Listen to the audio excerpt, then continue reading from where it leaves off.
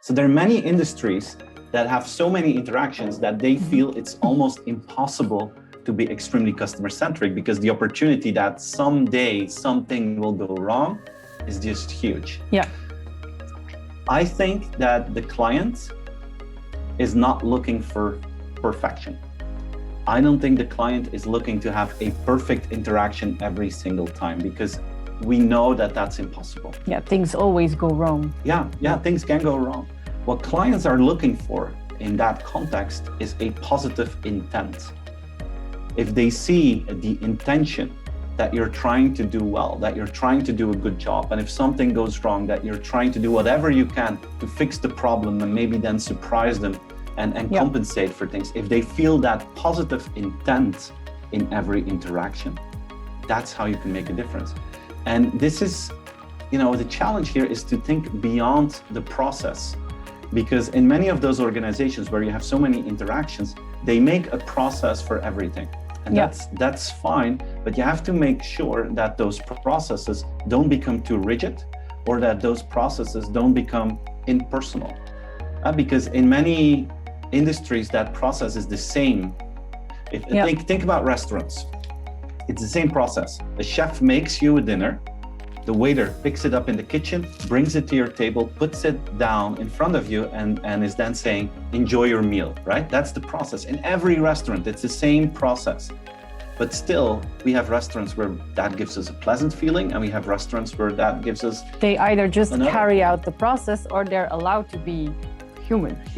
Yeah. And their intention. What is their intention? Do they really care about you enjoying that meal, or do they just put it there because that's part of their job?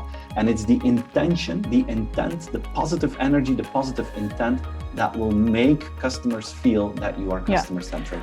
Okay, but it's virtually impossible that if you hire new people to come work for you, to tell them this is your job, these are the tasks, this is your description. Oh, and by the way, you need to have positive intent. It doesn't really work that way. So where does it start? There's a lot of employee engagement that comes with it, employee motivation. So how do you look at that? Yeah, that's a crucial one. All research points in the same direction. Happy employees breed happy customers, not the other way around. But if you make sure your employees are following your mindset, your story, then you will make happy customers. How do you do that? I see a number of steps in that process. I think the first one is to have a fantastic employee experience. Yeah. People need to feel safe. People need to feel heard. Make sure that you listen to what they find important. And if you create a fantastic employee experience, they will feel the energy and they will become part of your culture. They will follow your vision.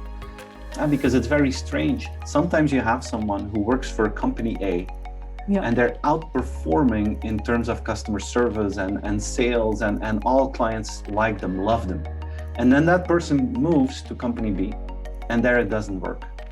Is that because that human changed, or is that because of the context in which they have to do their job? It's like a soccer player. In team A, they perform in a fantastic way, then they go to another team and it doesn't work. Is that because of the soccer player, or is that because of the context in which they arrive?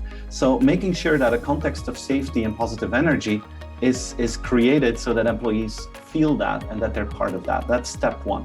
I think step two is make sure that as many employees as possible get direct feedback from the customer, not just the front end staff, but also people who do the invoicing, the HR department, everyone. Make sure that they hear the comments directly so that they know how customers feel about the organization.